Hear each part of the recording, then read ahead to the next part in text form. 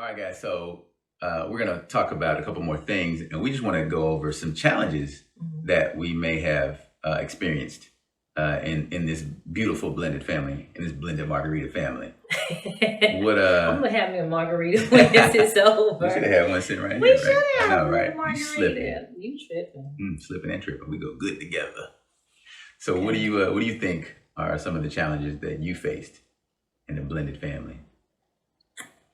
I know it may seem superficial, but I had to get over that whole being perfect, having the perfect family, and it was the last name. You know, like I didn't want to have a different last name than my son, so I kept Jones. My name was Shannon Michelle Jones, but then I got married and I asked Weathers, I said, babe, do you mind if I keep Jones for Antonius? And so on my social security card, I put Shannon J. Weathers, and he was like, baby, I don't care what name you have as long as it's mine.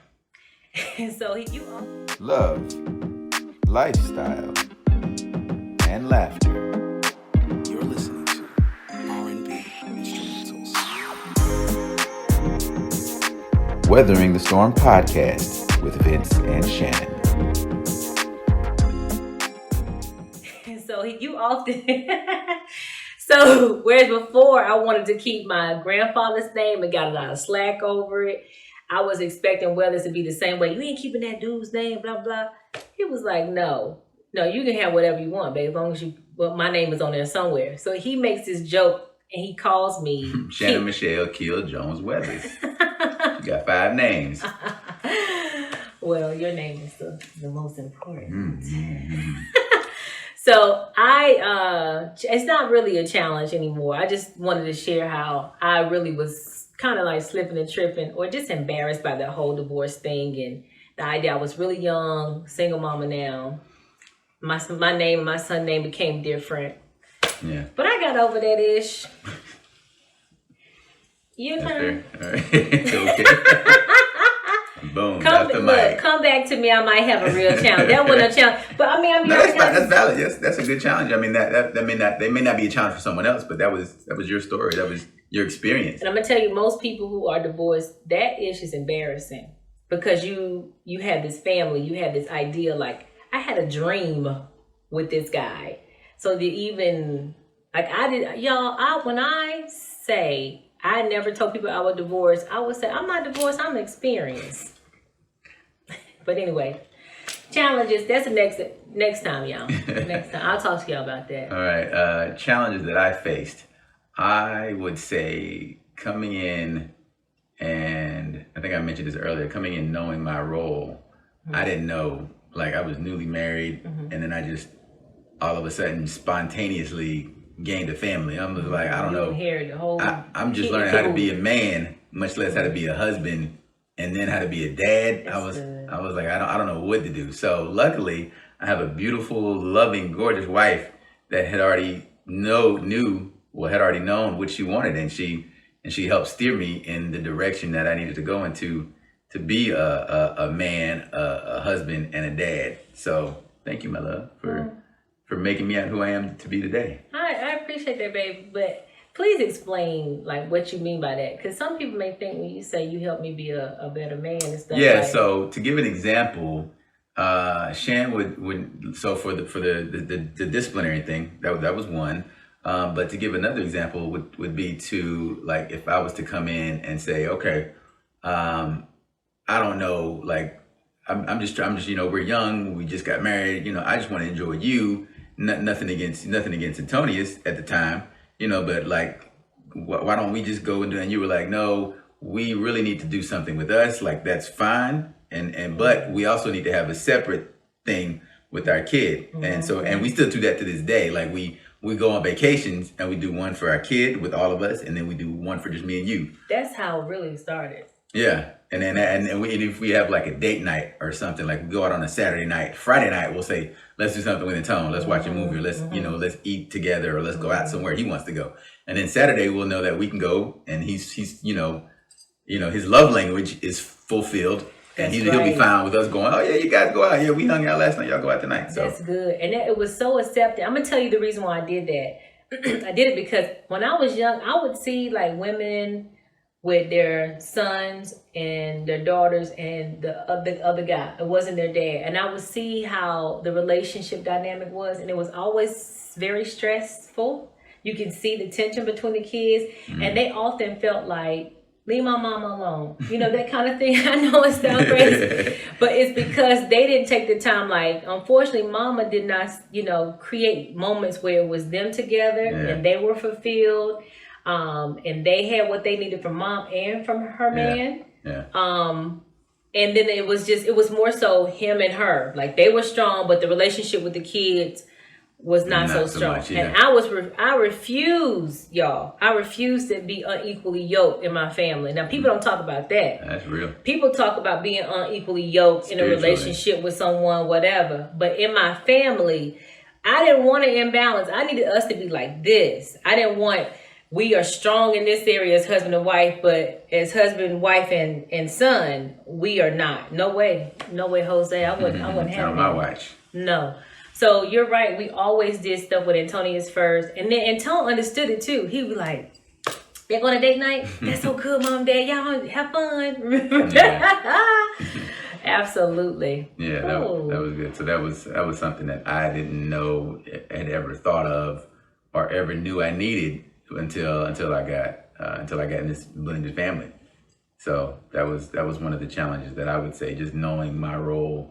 And as a man, you would think you want to come in and like, oh yeah, I'm gonna establish my dominance. I'm gonna come in and set the rule. This is what I need to do. But normally you would get to do that. It wouldn't be initially like that, because you would come in and you would be newlyweds and you get to know each other. You get to know what you like and what you don't like, and then you can establish, this is how I want to run my household. But they already had a household, so I just needed to come in and fit into that piece and find where and how I could establish myself as being a man and still being the head of the household, but not undo everything. Don't come in and completely unravel everything, but just come in and fit into it like a new piece, a new string or whatever. So I love that.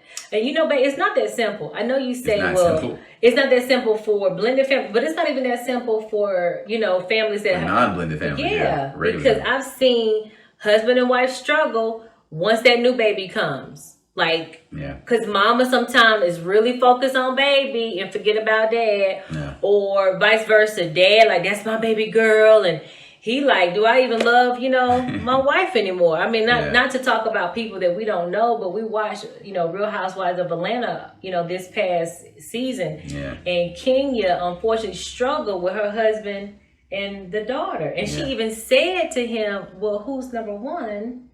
Or, who do you love more, or something to that nature. And he was like, what are you talking about? Of course, my daughter. Yeah, I think there was some communication issues there.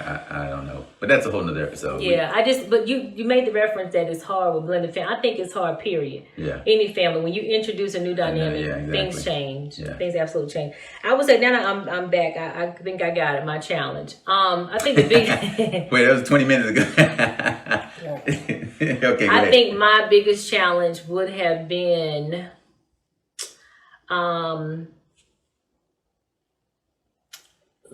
allowing, and it really didn't have anything to do with you. It was everything to do with me. So I felt like I had to continue to cultivate the relationship with Antonius and his father. Now, this is going to help some single women. You better release somebody. It's going to help y'all today. Come on, somebody. My God. This is for real. All right. So I felt like it was important for me to continue to cultivate the relationship between him and his dad, make sure that was fresh, make sure Anton kept that connection with his father. It could be, right? Mm-hmm. But that was no longer my responsibility, y'all. I was not his wife any longer. Mm-hmm. Unfortunately, at the time, we weren't friends. And so it was not, in, my capacity to do that. It was hard to do it when I was married to him. I don't know why I thought I necessarily had to or needed to when we divorced. So I remember you saying to me, you need to back away from that. And I'm like, well, I'm his mom. And I think I didn't want Antonio to resent me, like I was the reason why we broke up, blah, blah, blah. So I felt like it was my job to kind of work it out. And I remember Vincent telling me, you said, babe, listen, he's a grown man. That's his son. It's his responsibility to do that. And it took me a little bit to understand, but I remember one time I had a conversation with his dad, and it was tumultuous. That conversation, it wasn't a conversation, it was a fight, really. And he was still trying to be controlling, even though we were not together. I mean, it was a lot. So Vincent said, that's okay. And so he told him, he said, you're not going to talk to my wife again, period. Like, if you want to talk to Antoni's, you're going to go through me. I'm his dad now. So if you need, and this is a lot, because y'all ain't know this, but, and I'm not really trying to put the business out there, but this is how it went. He was story. Like, if you want to talk to your son, you call me. That's how you're going to talk to him, because you're not going to disrespect my wife no more. You don't have that opportunity. Nobody gave you permission to do that. So I'm stopping it here right now. And when my husband cut that off for me, I no longer had to engage with him. Y'all, when I stepped back from it, my eyes opened. I was like, you know what? My husband's right. Like, because I think I was just still very emotionally connected to him, because we do have our son together. So when I was able to, when you cut that off, when you did me the favor to stop, no communication, like you cut it off, period. I said, okay. And it really did help me realize it's not my responsibility. It's no longer my role. It's not even my place. He's grown. He can talk to him anytime he wants. He can see him anytime he wants. But he does not have to have access to me. And granted, Anton was only 5 years old. But heck, we got him a phone. You can talk to him if you want to. But he was still trying to have access to me. So I'm going to tell y'all ladies something. Whether your son or daughter is 2, 3, 4, 5, it's 2020. Whether they're 18. When you've moved on, your ex it's not your responsibility to mend or to keep that relationship good with your child's father and the child. It's them. They need to, or vice versa. It could be a man and the woman, he's trying to keep, no, you don't have to. That's not your responsibility. Let yourself off the hook. Don't blame yourself. If they don't have that relationship, it's not your fault. They have to do it themselves. If you notice, people do what they want to do. People call who they want to call. They go where they want to go. They be who they want to be with. If they really want a relationship with your child, they will create one. So there it is. Boom. There it is. All right, y'all. We're gonna wrap this thing up because we got to keep going. But yeah, we're gonna close it up with some advantages of being a blended family. So a lot of people think that being a blended family comes with negative connotations. Right. You got to deal with this, that, and the third. You don't want to. We are living proof that you can have a good life. You can have a great life as a blended family and have some advantages. Mm-hmm. So one of the advantages would be financial security. Now, we're not saying that we're rich or anything, but definitely 2 incomes are definitely better than 1. Hallelujah. When you're dealing with raising a son and building a family, that's one of the. I mean, that's probably one of the easiest ones to just notice. Mm-hmm. I'm sure my wife can attest to it. As being a single mom is definitely harder than having 2 incomes to try to raise a son with. Big ups to all the women and men, because there's just some, single parents who are men. Single dads, taking care of your responsibility, making it happen for your children with and without someone. So big ups to you. I feel 1, 2, 3. Perspective. Like Vincent brought a different perspective to our relationship. Vincent came from a 2-parent home who his mom and dad are still married. The way he was raised, how he was brought up, all those different things, his, going to high school, graduating, going to the military 15 years, traveling, going overseas, his exposure, his access to, information, just people, and just everything he's done, his background with comic books and being a nerd and all that stuff, that matters. It's giving him a different perspective. And so when he came into our lives, you changed it for the better because you had a different perspective on everything. If you wouldn't have told me, hey, Shan, back away from that. You don't need to have a conversation with him. Probably would, yeah. I probably would have, that would have lasted longer than it needed to. And I didn't even know why I did that. I just knew that I didn't want anybody disrespecting you in person or over the phone.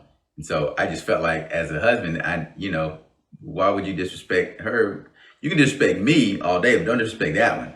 So if you want to talk, then you can disrespect me and we can go from there. But there's not going to be none of that. Like a happy wife, happy life. I don't need her stressed out. I would say the third one is the parental guidance for the kids. The kids' happiness were our son's happiness was our central motivation. Like we wanted him to be completely happy. Coming in from day one, I wanted the best for him, and I know she wanted the best for him. So that being our common denominator, so to speak, kind of really helped us streamline things, and it kind of helped us move the plot forward. if you will. My wife likes saying that a lot. You move the plot forward. Well, So that's what authors do in books. And to piggyback on that, I think you said, what was your key? That the parental guide that we... The parental guidance, but the part of that parental guidance that was key was structure. We had a schedule, y'all. And that you need that whether you have a blended family or not, whether you married or not, you need a schedule, you need structure in your life. It makes you better. You're more productive. You feel good because you have some things accomplished. You want to do that anyway. So it's like that structure that we, incorporated in our marriage. It really did help us build that strong foundation. Yeah. Well, that's it. What do you think? I think that was great. Good episode. Mwah. Girl, don't put that on camera, girl. You better watch out. You better watch out. Stop. You better stop. All right, guys. So this has been another episode of Weathering the Storm. Very fulfilling. Blended families. Yeah. So we hope you all enjoyed it. Again, hit us up on our Instagram, social media. Email us at vincentshannonweathers@gmail.com if you have any questions. Yes. And I guess we'll see you next time. Thank you guys so much. Instrumentals. Weathering the Storm podcast with Vince and Shannon.